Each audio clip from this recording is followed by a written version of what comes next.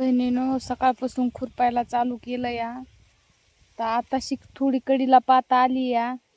तर तुम्ही बघू शकतात मी पात कुठून आणली ती.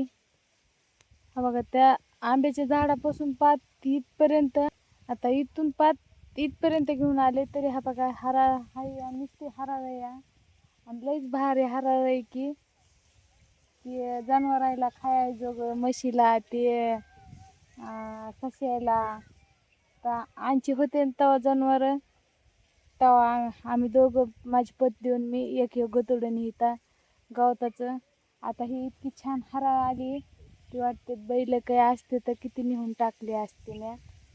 आणि पद्देव बी नाही तर, आणि माझी तहाने संजा नाहीत, गोलू नाही, स्वप्नाली नाही, बलवान नाही, या समदे सोडू गेले मला एकलीला. मी शेवटला एकली राहिले वनात. शकतात हरा किती छान दिसते आपली. हा बघा तिथपर्यंत आहे आणि तितकं राहिलं खुरपायचं. समजे सोडून जाताना मनाला किती बेकार वाटतं काय सांगावं.